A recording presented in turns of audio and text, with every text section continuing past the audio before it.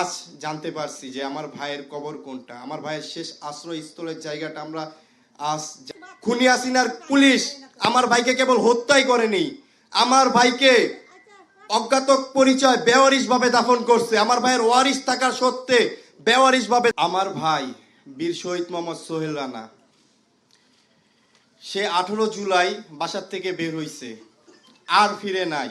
আমার ভাইয়ের লাশটাও ফিরে নাই। আমার ভাইয়ের শেষ দেখাটুকু আমরা দেখতে পারি নাই। এক মুঠো মাটিও কবর দিতে পারি নাই পরিবারের কেউ। এমনকি এই রায়ের বাজার বুদ্ধিজীবী কবরস্থানের 4 নম্বর ব্লক 114টা কবর। আজ জানতে পারছি যে আমার ভাইয়ের কবর কোনটা, আমার ভাইয়ের শেষ আশ্রয়স্থলের জায়গাটা আমরা আজ জানতে পারছি। এজন্য আমি ইন্টারিম সরকারকে ধন্যবাদ দেব। এখানে উপদেষ্টা আছে আদিউর রহমান স্যার, তাকে ধন্যবাদ দেব। জুলাই ফাউন্ডেশনকে ধন্যবাদ দেব।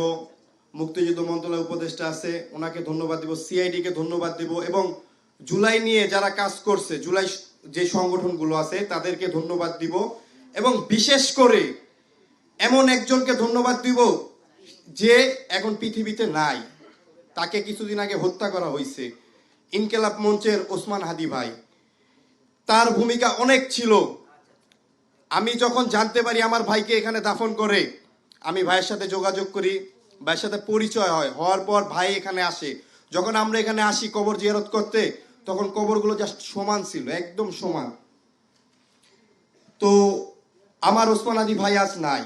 আমার ভাইয়ের অনেক শখ ছিল যে যদি আমাদের ভাইদের কবরগুলো শনাক্ত হয়, কবরগুলো জিয়ারত করবে, কিন্তু জালেমরা তাকে বাঁচতে দেয় নাই। আমার ভাই শহীদ মোহাম্মদ সোহেল রানা 18 জুলাই বাসার থেকে বের হইছে। বের হওয়ার পর আপনার থানা বলেন, মেডিকেল বলেন, সব জায়গায় তন্ন করে খুঁজেছি, কিন্তু আমার ভাইয়ের কোনো সন্ধান পাই নাই। শেষমেশ 34 দিন পর জানতে পারছি আঞ্জুমান মুফিদুল ইসলামের বেওয়ারিশ লাশের তালিকায় আমার ভাইয়ের লিস্ট। কালার এক্সপার্ট, জর্জ স্যাপ এবং মাইল্ড অন হ্যান্ডস টেকনোলজি সমৃদ্ধ অরিক্স ক্রিস্টাল ওয়াশ আপনার লন্ড্রি এক্সপার্ট। খুনি হাসিনার পুলিশ আমার ভাইকে কেবল হত্যাই করেনি, আমার ভাইকে অজ্ঞাত পরিচয় বেওয়ারিশ ভাবে দাফন করছে। আমার ভাইয়ের ওয়ারিশ থাকার সত্ত্বে বেওয়ারিশ ভাবে দাফন করছে। আমি ফ্যাসিস্টদের বিচার চাই। ওদের মৃত্যু এমন ভাবে হোক যেই মৃত্যু দেখে এরকম কাজ আর কখনো কেউ না করতে পারে, গণহত্যার মতো কাজ আর কখনো কেউ না করতে পারে। আমি আমার নিজের ভাইয়ের শেষ দেখাটুকু দেখতে পারি নাই। বুঝেন আপনারা কষ্ট। বিগত 18 মাস রানিং, এই 18 মাস কত দপ্তরে যে দৌড়াইছি সেটা আমি বলে বোঝাতে পারবো না। আপনারা প্রশ্ন করতে পারেন যে আপনারা 18 মাস কি করছেন। ভাই 18 মিডিয়ার যারা আছেন অনেকে আমাকে চিনেন, বিশেষ করে আমার মাকে প্রতিনিয়ত এই কবরস্থানে এসে কান্নাকাটি করছে। আমরাও জানি না আমার মা যে এখানে এসে কান্নাকাটি করে এমন সময়।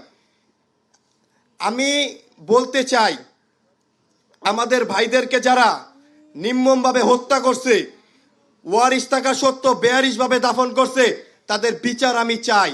এই ইন্টারিম সরকারকে বলবো আপনারা পদত্যাগ করার আগে আমাদের ভাইদের হত্যার বিচারটা অন্তত কইরেন। আমাদের ভাইদেরকে যারা হত্যা করছে, যে খুনি হাসিনার পুলিশ বাহিনী, আমরা জানি যে 1400-র অধিক মায়ের সন্তানকে নির্বিচারে গুলি করে হত্যা করা হয়েছে। যদি 1400 মায়ের অধিক সন্তানকে গুলি করে হত্যা করা হয়, গ্যাজেট ভুক্ত আর কি 844টা গ্যাজেট হয়েছে, আর 800-র মতো বাকি আছে। তো আপনার 1400 যদি হয়, প্রত্যেকটা হত্যায় যদি একটা করে পুলিশ জড়িত থাকে তাহলে 1400 পুলিশ হয়। সেখানে আপনার 18 মাসে মাত্র 61টা পুলিশ ধরা হয়েছে। কি বলবো বলেন। আমি ইন্টারিম সরকারকে আহ্বান করবো যত দ্রুত সম্ভব আপনারা আমাদের ভাইদের হত্যার বিচার করেন। আমি আমার ভাইয়ের শেষ দেখাটুকু দেখতে পাই নাই। কত কষ্ট এই বুকের ভেতরে রাখা, যেটা আমি আপনাদেরকে বলে বুঝাতে পারবো না।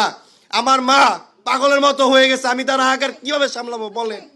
18 মাস পর আমি জানতে পারছি আমার ভাইয়ের কবরের শেষ আশ্রয়স্থলের জায়গাটা। আর এখানে যারা বেওয়ারিশ ভাবে অজ্ঞাত পরিচয় শুয়ে আছে, তাদের সবার ছিল পিত্ত পরিচয়, ছিল পরিবার। স্বৈরাচার সরকারের কারণে তাদেরকে বেয়ারিশ ভাবে দাফন করা হয়েছে। তারা কেউ বেয়ারিশ না, তাদের সবার ওয়ারিশ আছে এই বাংলাদেশে। কি বলেন আপনার, আছে না? তাদের ওয়ারিশ আছে এই বাংলাদেশে। আমি আমার ভাই হত্যার বিচার চাই এবং আমি বলতে চাই আমার ভাই ভাইয়ের লাশটা পর্যন্ত আমরা দেখতে পাই নাই, এখন যা আছে জাস্ট হাড্ডি। কি বলবো বলেন, বলার ভাষা নাই। আসসালামু আলাইকুম।